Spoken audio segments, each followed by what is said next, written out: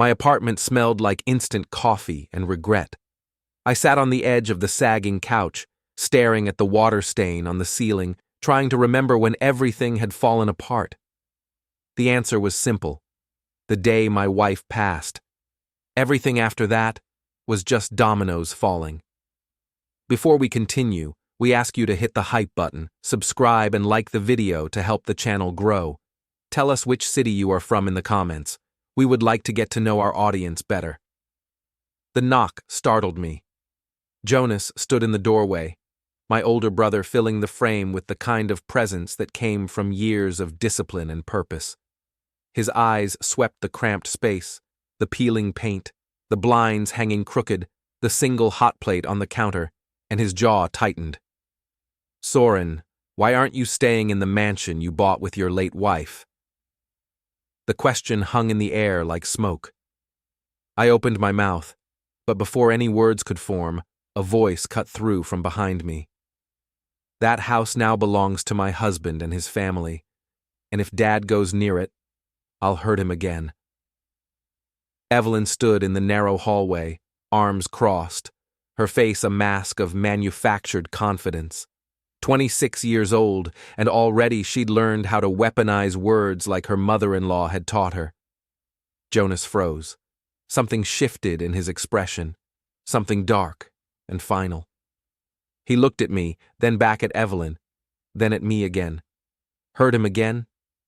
His voice dropped to a register I hadn't heard since the gathering we held for our father. "What does that mean?"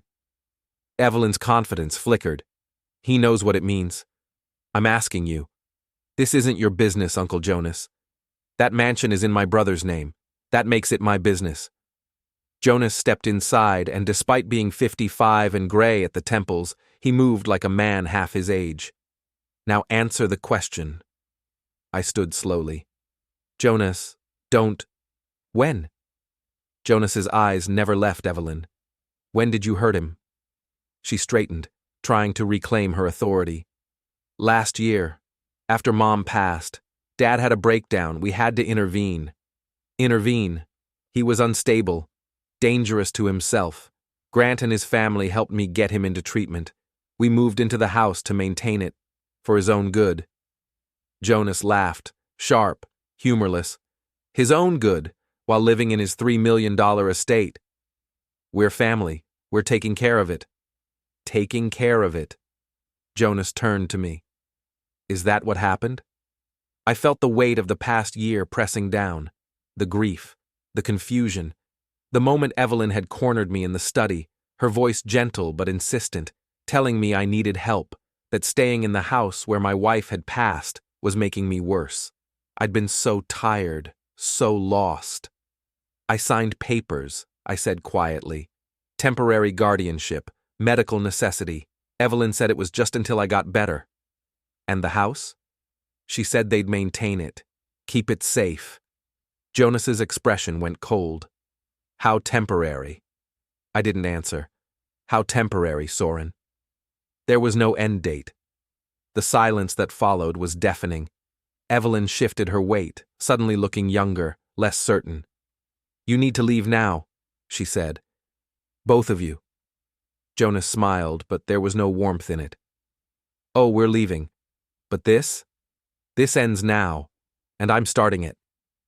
He walked out, and the door slammed hard enough to rattle the cheap frame. Evelyn turned on me. "If you let him cause trouble, get out of my apartment." She blinked, surprised. It had been a long time since I'd used that tone. "Dad, out." She left, heels clicking on the concrete stairs outside.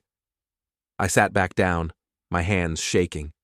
Not from fear, from something else. Something that felt like the first spark of a fire that had been banked too long. Jonas returned 3 hours later, his knuckles red.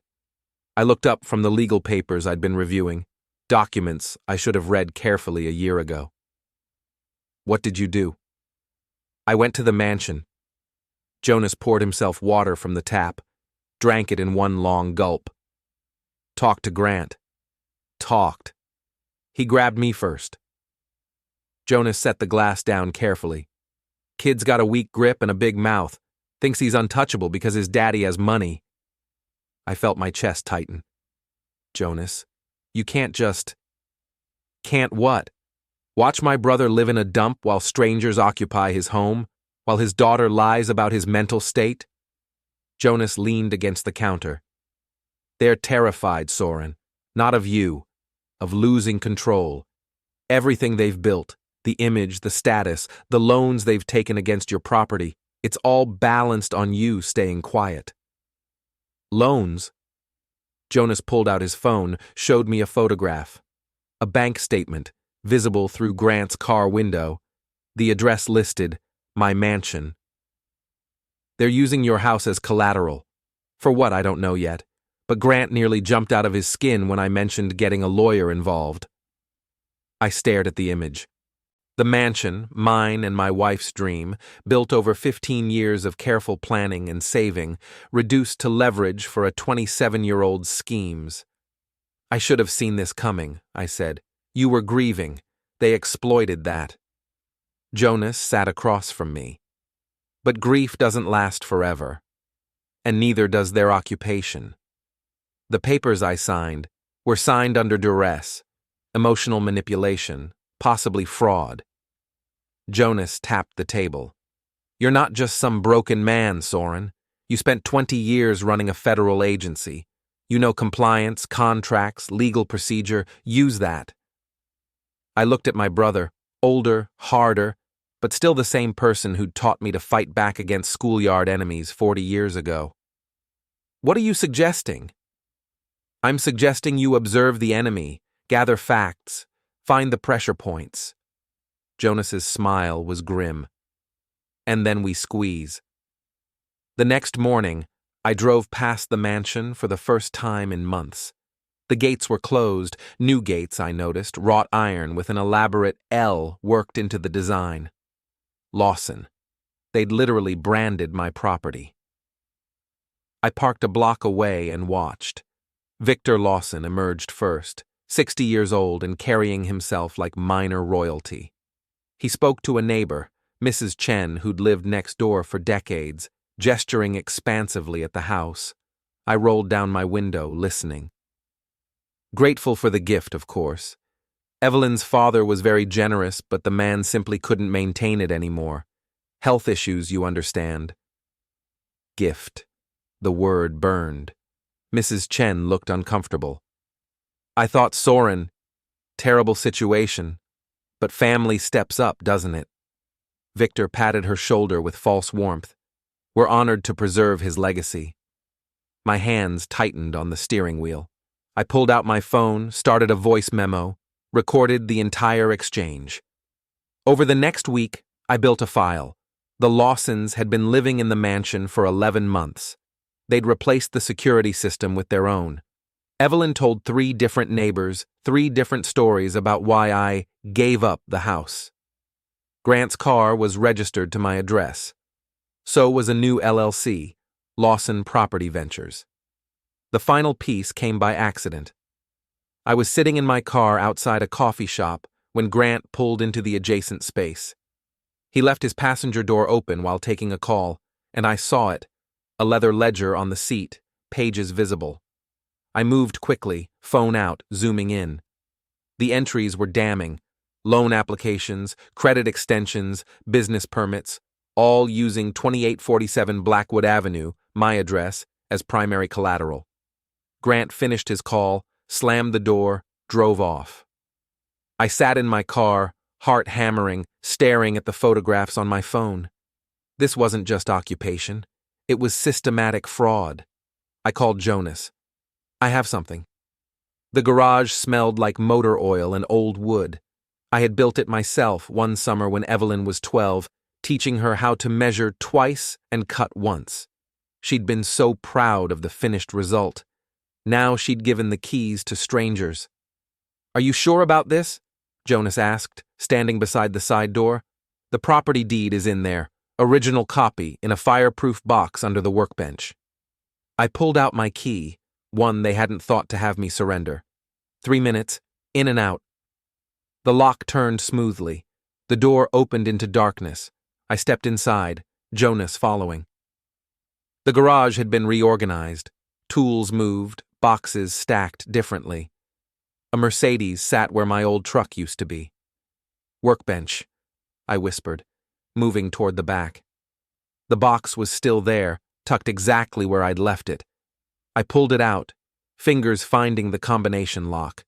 The overhead light blazed on. "What the hell are you doing?"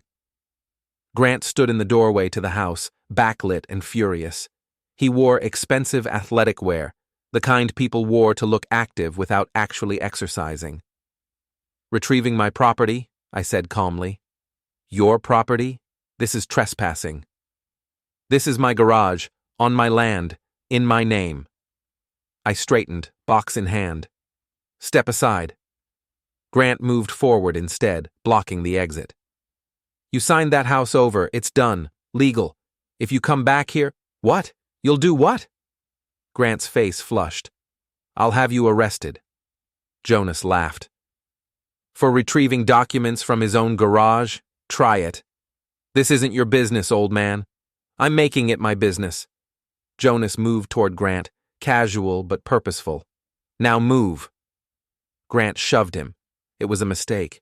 Jonas barely shifted, but Grant stumbled backward, off balance. In the moment of confusion, Grant lunged at me instead, grabbing for the box. Something in me snapped. A wire pulled too tight for too long. Muscle memory from academy training, decades old, surged up. My hand shot out, caught Grant's wrist, twisted. Grant yelped, fell to one knee. I held him there, pressure precise, technique clean. "Listen carefully. This box contains documents proving I own this property. You're going to let me leave with it. Then you're going to think very hard about what happens when someone with my background decides to stop being polite." I released Grant, who scrambled backward, clutching his wrist. "You're insane. Evelyn was right." I walked past him, Jonas following. Behind us, Grant shouted threats, his voice cracking. We made it to the car before my hands started shaking, not from fear, from the realization that I wasn't helpless, wasn't broken. I was just getting started. "You okay?" Jonas asked, pulling away from the curb. "Better than I've been in a year." My phone rang 15 minutes later. Unknown number. "Mr. Harper?" A woman's voice, crisp and official. "This is Officer Chen with County Dispatch. We received a call about a disturbance at 2847 Blackwood Avenue. 2 men attempting to break into a residence." I put the call on speaker. "I own that residence." "The caller states you were trespassing." "The caller is occupying my property illegally. I have documentation." A pause. "Sir, I'm going to need you to come to the station to file a statement." "Absolutely. I'll bring my attorney." Another pause. "This evening would be fine." The call ended. Jonas glanced at me. "You don't have an attorney." "I will by tonight." The law firm where I worked was modest compared to my government days, but the people were sharp. I found Patricia Vance in her office, reviewing contracts with the kind of focus that made her one of the best property dispute lawyers in the state. She looked up when I knocked. "Soren, didn't expect you today." "I need advice. Off the record." Her eyebrows rose. "How off the record?" "I'll buy you dinner." We talked for 2 hours. I laid out everything. The signatures, the manipulation, the occupation, the loans. Patricia listened, taking notes, her expression shifting from curious to concerned to coldly professional. "The guardianship papers," she said finally. "Do you have copies?" "Evelyn does. I never received final versions." "That's a problem for them, not you. Temporary guardianship requires judicial oversight for any permanent property transfers. If they claimed medical necessity but didn't involve a court—" She tapped her pen against her notepad. "They're exposed." "How exposed?" "Fraudulent transfer of assets, undue influence, possibly elder manipulation, though you're only 50. She looked at me seriously. "If you push this, it gets ugly. Family court, depositions, public record." She stopped being family when she called me unstable to justify theft. Patricia nodded slowly. Then we start with a forensic review of every document you signed. Signature analysis, timeline reconstruction, witness statements. If there's anything wrong, dates inconsistent, notarizations questionable, we file for emergency property reclamation. How long? 2 weeks to build the case, another week to file. She hesitated. Soren, they're going to fight back. Hard. Let them. That evening at the police station, I provided my statement with calm precision. The officer taking notes seemed increasingly uncomfortable as I produced documentation. Property deed, tax records, photographs of Grant's ledger. Mr. Harper, this is complicated. It's very simple. I own the house. They don't. They filed a false report. The young woman, your daughter, seemed very concerned about your welfare. My daughter is concerned about maintaining her lifestyle. I kept my voice level. Check the property records. Check the loan applications filed under that address. Then ask yourself who's really trespassing. The officer closed his notebook. We'll investigate and follow up. Outside, Jonas was waiting by the car. How'd it go? They're not taking sides yet, but they're not dismissing me either. I unlocked the car. We need the original deed, the one from the safe box. Jonas frowned. What safe box? The one at First National, the one my wife set up. I paused. The one I forgot existed. We drove across town in silence. The bank was closing in 20 minutes, but my credentials still worked. The manager, an older woman who'd known my wife, personally escorted us to the vault. I'm so sorry for your loss, she said quietly. Mrs. Harper was a wonderful person. Thank you. The safe deposit box was small, unassuming. I opened it with shaking hands. Inside, the original property deed, signed by both me and my wife. A notarized letter, dated 3 years prior, in my wife's handwriting. This property was purchased through mutual effort and love. It should never be transferred, sold, or encumbered without both our explicit signatures. If anything happens to me, Soren must protect what we built together. Beneath that, a USB drive. What's on it? Jonas asked. I didn't answer. I knew. My wife had always been thorough. We watched the video in the car on Jonas's laptop. She looked healthy, vibrant. The video was from before her diagnosis. She smiled at the camera, and I felt my throat close. Hello, my love. If you're watching this, I'm gone, and I'm sorry. But I need you to promise me something. The house, our house, it's more than property. It's every dream we built, every sacrifice we made. Don't let anyone take that from you. Not family, not circumstances, not grief. Be strong, Soren. Be the man I married. Fight for what's ours. The video ended. Jonas closed the laptop gently. She knew you'd need this. She knew me better than I knew myself. I stared at the bank building, lit against the evening sky. The Lawsons' entire claim is invalid. Every loan, every business registration, it's all built on a fraudulent transfer. So what's next? Tomorrow we take the fight to them. I spent the weekend building my case like I'd once built federal investigations, methodically, relentlessly, with no room for error. Patricia Vance fed me questions, poked holes in my evidence, forced me to strengthen every weak point. By Monday morning, I had a file 3 inches thick.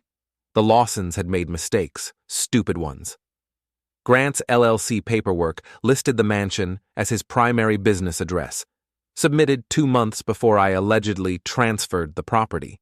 Impossible, unless he'd already planned to take it. Victor Lawson had refinanced his own debts using my equity, with signatures that didn't quite match my usual hand. Marla Lawson had hired interior designers and charged them to my address, despite having no legal right to modify the property. And Evelyn had told 4 different versions of the intervention story, each one contradicting the last. I compiled it all, cross-referenced dates, highlighted inconsistencies.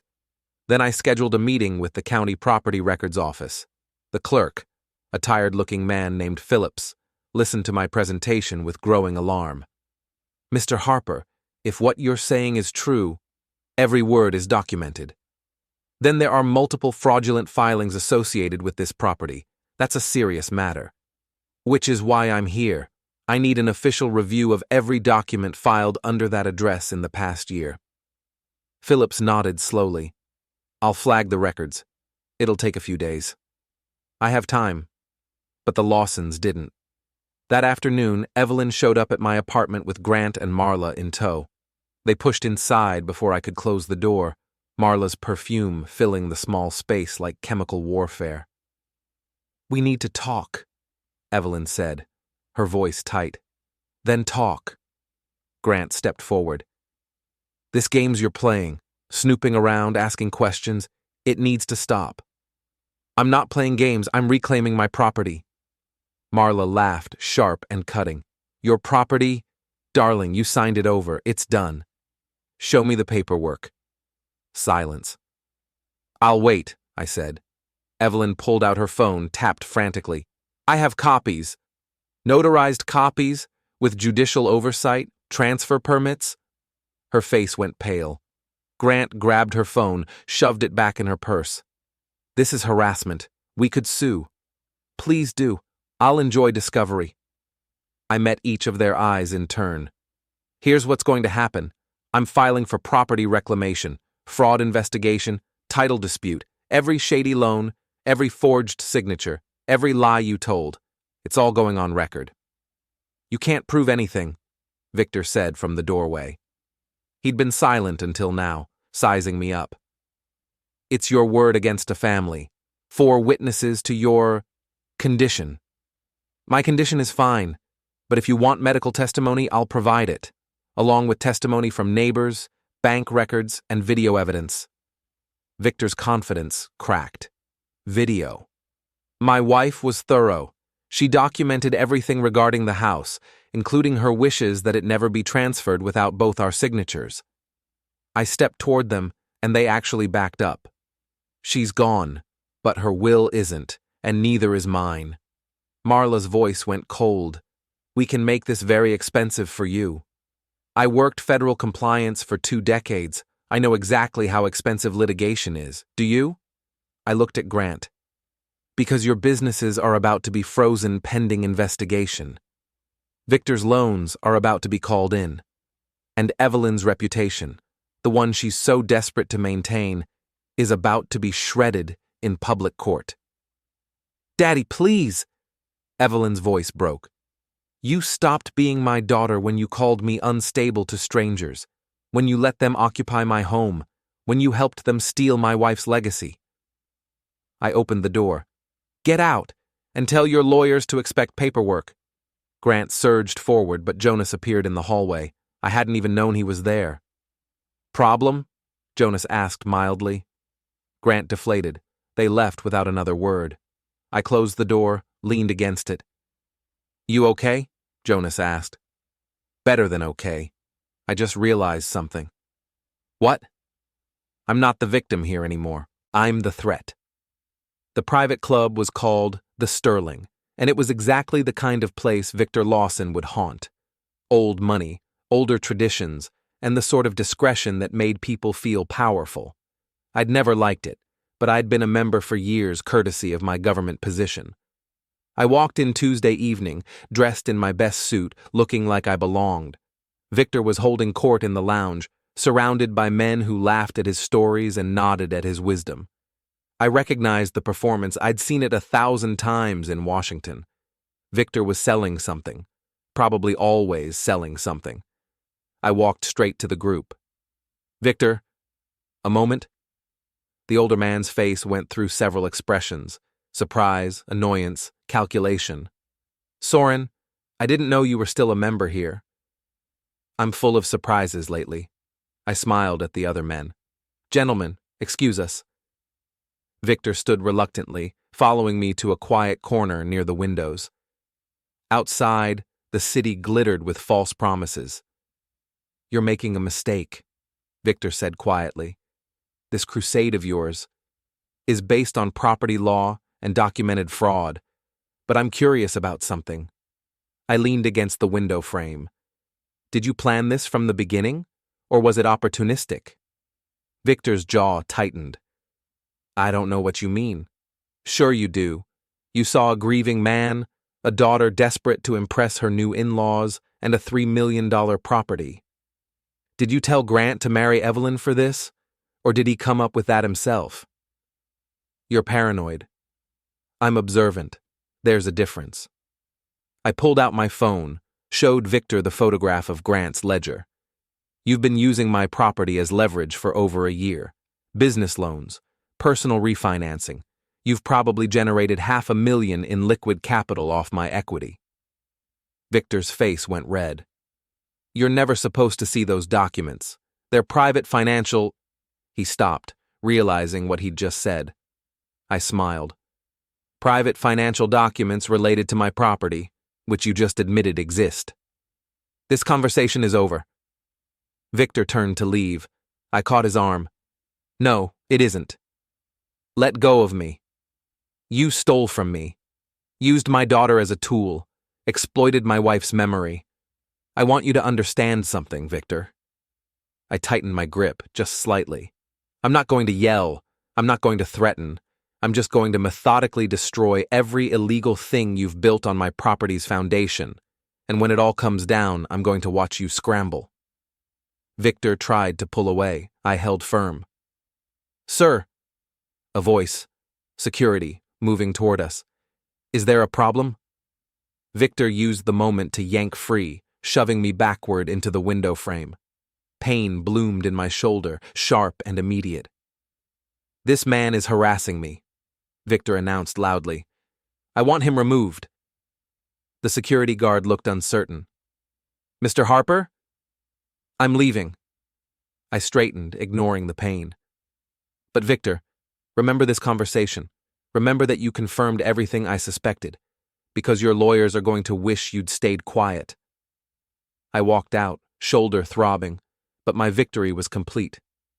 Victor had given me exactly what I needed, verbal confirmation of the forged documents. Outside, Jonas was waiting by the car. He took one look at me and frowned. What happened? Victor pushed me into a window frame, in front of witnesses. That's assault. That's evidence of aggression, consciousness of guilt. I smiled, despite the pain. And he admitted the documents were forged, on camera. Jonas blinked. Camera? I tapped my phone. Voice recording, whole conversation. Admissible in civil court. My brother started laughing. You magnificent genius. Learned from the best. We drove to Jonas's place where his girlfriend, a nurse, checked my shoulder. Bruised, not broken. She gave me ice and painkillers and a look that said she'd heard enough about this situation to have opinions. You're playing a dangerous game, she said. The game started without me. I'm just learning the rules. Men like that don't lose gracefully. I'm not interested in grace, just victory. The next morning, Patricia called. The property records office flagged 17 irregularities. Grant's LLC filings, Victor's loan applications, even Marla's interior design contracts. Every single one lists your property as primary collateral without proper transfer documentation. 17? I felt something cold and sharp settle in my chest. They were systematic. They were greedy and sloppy.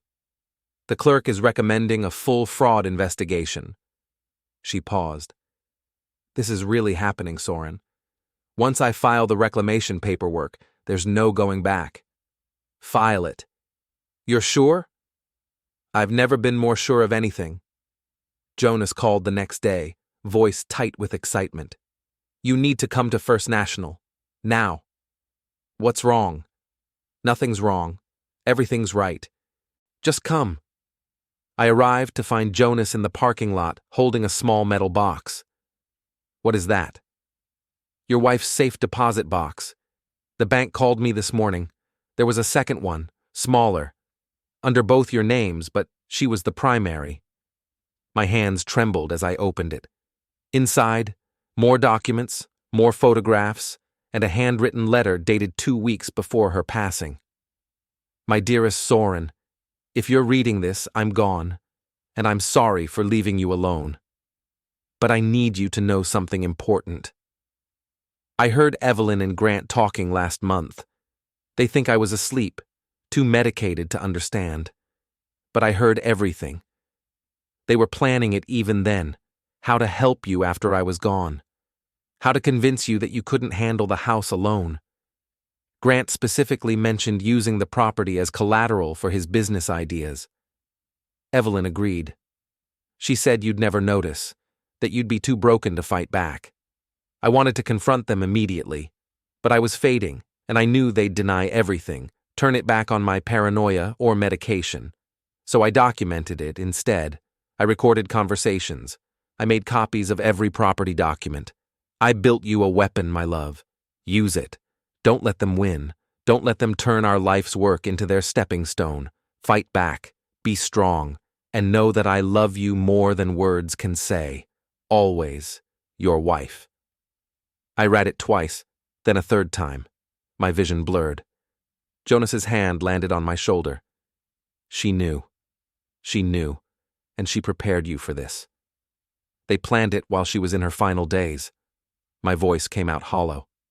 They sat in our house, in her house, and planned how to take it. Which means this isn't just property theft. It's premeditated. Conspiracy. Jonas squeezed my shoulder. You have everything you need now. Everything. I folded the letter carefully, placed it back in the box. I need to see Patricia. Today. The lawyer's reaction was immediate and fierce. She read the letter, reviewed the recordings, examined the documentation my wife had compiled. This changes everything. With proof of premeditation, we're not just talking property reclamation. We're talking systematic fraud, conspiracy to commit elder exploitation. Patricia looked up, eyes bright. Soren, I can get you an emergency hearing, freeze all their assets tied to your property, force immediate cessation of any financial activity using that address. How soon? 48 hours. Do it. The next 2 days were a blur of preparation. Patricia filed emergency motions with 3 different courts. I gave depositions. Jonas provided witness testimony about the confrontations at the mansion. And then, Thursday afternoon, the orders came through. All business operations tied to 2847 Blackwood Avenue, frozen. All loan activity using that address as collateral, suspended pending investigation. All future financial transactions involving the property, prohibited without court approval. Grant's LLC couldn't access its accounts. Victor's refinancing was voided. Marla's credit cards, linked to the property's equity, were declined. The Lawsons' entire financial structure collapsed in 6 hours. I was in my apartment when Patricia called. They're panicking. Grant showed up at the courthouse screaming about illegal seizure. Marla threatened to sue everyone involved, and Evelyn... She paused. Evelyn's been calling me directly, begging for a meeting. No meetings, no negotiations. Soren, she's your daughter. She stopped being my daughter the moment she helped them plan this, while her mother was in her final days. My voice was flat, empty of everything except purpose. I want them out. I want them left with nothing, and I want it legal, permanent, and public. Patricia was quiet for a moment. Then we moved to Phase 2, property reclamation with immediate eviction proceedings. File tomorrow. That evening, Jonas drove me past the mansion. We parked across the street, watching. Lights blazed in every window. Shadows moved frantically behind curtains. At one point, Grant stormed out to his car, yanked at the door, then kicked it when something didn't work. Probably the payment system on his fancy Mercedes had been suspended. They're destroying themselves, Jonas observed. Good. Let them see what it feels like. A moving truck pulled up at 8 o'clock, not leaving, arriving. The Lawsons were bringing in more furniture, more possessions, trying to solidify their claim through sheer presence. I pulled out my phone, took photographs. Evidence? Jonas asked. Evidence that they're not treating this as temporary housing. They're occupying it as owners, which makes the reclamation case even stronger. We watched for another hour, Marla directing movers, Victor pacing the driveway, phone pressed to his ear. Grant and Evelyn arguing near the garage, their gestures sharp and angry. They're turning on each other, I said quietly. Pressure does that. My wife used to say that a house is just wood and stone. It's the people inside that make it a home. I stared at the mansion, remembering summer evenings on the deck, Christmas mornings in the living room, quiet nights reading in the study. They turned it into a battlefield, so that's what I'll give them.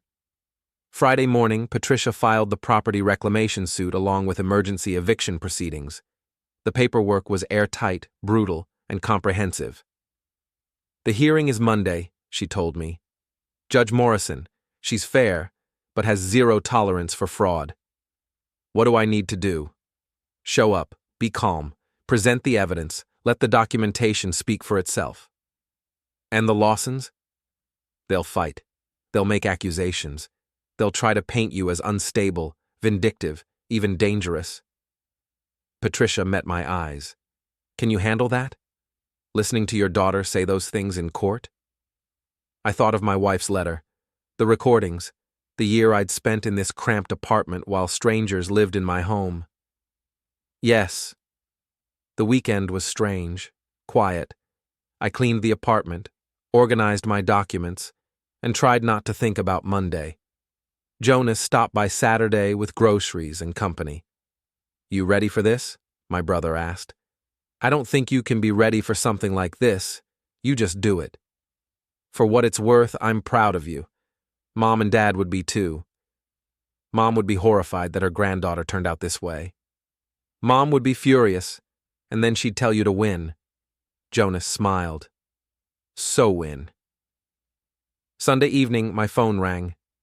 Evelyn. I stared at the screen, finger hovering over the decline button. Then, curiosity won. I answered. Dad. Her voice was small, broken.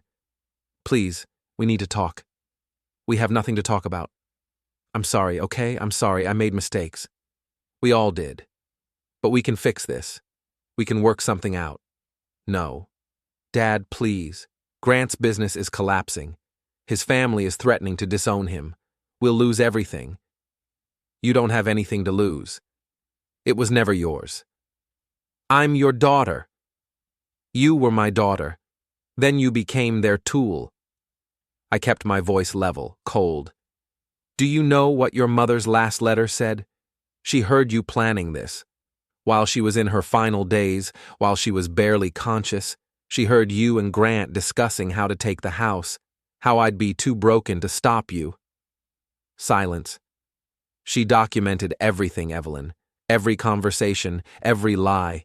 She built a case against you because she knew you'd betray me. That's not... Evelyn's voice cracked. That's not how it was. Then how was it? We were trying to help. You were falling apart. The house was too much for you. You thought you'd take it, rebrand it, use it as leverage for Grant's schemes, and you did, for a year. I looked around my tiny apartment. While I lived here, you lived there, in luxury, on my equity. How did that feel, Evelyn? She was crying now. I didn't know it would go this far. Grant's family, they pushed for things, and I just went along. You made your choice. Now live with it. Dad, tomorrow in court, if you go through with this, when I go through with this, we'll have nothing, nowhere to go. Grant's family will abandon us. His business will fold. We'll be exactly where I was, except I didn't deserve it. You do. I paused. See you in court. I hung up before she could respond. Jonas, who'd been listening from the kitchen, came out. You okay? No, but I will be. Monday morning arrived cold and clear. I dressed in my best suit, the one I'd worn for federal hearings. Patricia met me at the courthouse looking sharp and focused. They're bringing 3 lawyers, she said, trying to overwhelm us. Let them try. The courtroom was smaller than I expected. Judge Morrison entered, a woman in her 60s with steel-gray hair and no-nonsense demeanor. The Lawsons sat on the opposite side, all four of them, looking expensive and desperate. "Mr. Harper," the judge began, "you're filing for property reclamation and emergency eviction. State your case." Patricia stood, presenting the evidence methodically. The original deed, the notarized letter, my wife's video, the recordings of Grant and Evelyn's planning, the fraudulent loan applications, the timeline proving premeditation. The Lawsons' lead attorney, a slick man in his 40s, objected repeatedly. Hearsay, circumstantial, emotionally manipulative. Judge Morrison shut him down. "The documents are authenticated. The recordings are clear. Continue." Patricia presented the financial analysis next. 17 fraudulent filings, over $600,000 in loans, using my property without authorization. Business entities created using my address while I had no knowledge. Your Honor, this isn't a family dispute. It's organized fraud. The Lawsons' attorney tried to pivot. Mr. Harper signed guardianship papers voluntarily. He was receiving treatment for mental health issues. Prove it, Judge Morrison said flatly. We have testimony. Medical records, not testimony. Records. The attorney hesitated. The family doctor. Who prescribed what medication? For what diagnosis? Under whose care? Silence. Judge Morrison turned to me. Mr. Harper, were you ever formally diagnosed with any condition that would justify guardianship? No, Your Honor. I was grieving. I saw a counselor twice. No medication, no hospitalization, no court-ordered treatment. And yet you signed guardianship papers. Under duress. My daughter convinced me it was temporary, for the property's maintenance only. I never agreed to transfer ownership. The judge looked at the Lawsons. Did you file for judicial oversight of this guardianship? More silence. Answer the question. Victor's attorney spoke up. We believed it was a private family arrangement. There's no such thing as private guardianship involving property transfer. You know that. Judge Morrison's voice was ice. This smells like exploitation. Evelyn suddenly stood. Your Honor, my father was unstable. He needed help. We were protecting him. Sit down, the judge said. You'll have your chance. But the damage was done. Evelyn's outburst, desperate and emotional, contradicted the carefully constructed narrative her lawyers had tried to build. The hearing lasted 4 hours. The Lawsons presented their case, emotional testimonies, carefully worded statements, attempts to paint me as unstable, vindictive, unable to cope. Patricia dismantled each argument with documentation.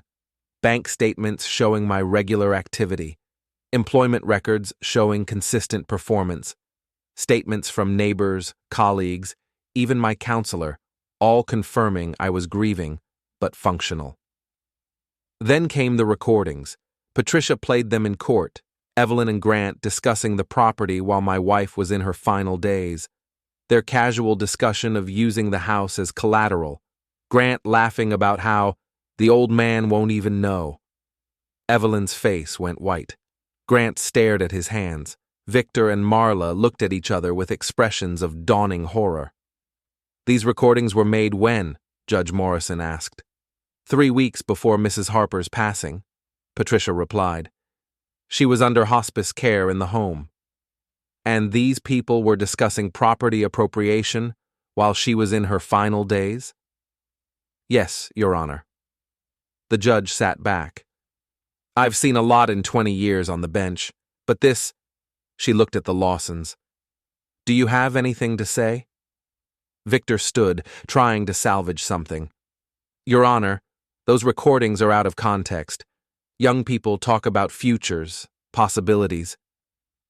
They discussed using Mr. Harper's property as collateral without his knowledge, while his wife was in her final days. There's no context that makes that acceptable. Judge Morrison shuffled papers. I'm ready to rule. My heart hammered. Based on the evidence presented, I find the following. 1. The guardianship papers were signed under emotional duress without proper judicial oversight. 2. No formal transfer of property occurred legally. 3. Multiple fraudulent financial filings were made using Mr. Harper's property without authorization. 4. There is clear evidence of premeditated exploitation. The judge looked directly at me. Mr. Harper, I'm granting your property reclamation request in full. The defendants are ordered to vacate the premises within 72 hours. All fraudulent loan activity is void and subject to criminal investigation. Evelyn gasped. Grant swore loudly. Furthermore, I'm ordering a complete forensic audit of all financial activity related to this property. If criminal charges are warranted, I'll refer this case to the district attorney. She banged her gavel. We're adjourned. Patricia gripped my arm. We won. Soren, we won. Behind us, the Lawsons exploded into argument, Grant shouting at Victor, Marla screaming at Evelyn. I stood slowly, turned, and looked at my daughter. She was crying, mascara streaking her face. For a moment, just a moment, I felt something crack in my chest. Then I remembered her voice on the recording. He won't even notice. I walked out without a word. Wednesday afternoon, Patricia called. They're refusing to leave. Victor barricaded the front door. I want them out, tonight. Jonas and I arrived at the mansion just before 6. Storm clouds gathered overhead. 3 court-martials waited with Patricia and a locksmith. The front door was barricaded, furniture visible through the windows. Patricia knocked. This is your final warning. Exit the premises immediately. Victor's voice came from inside. We have rights. We demand compensation. You have no rights here. Open the door.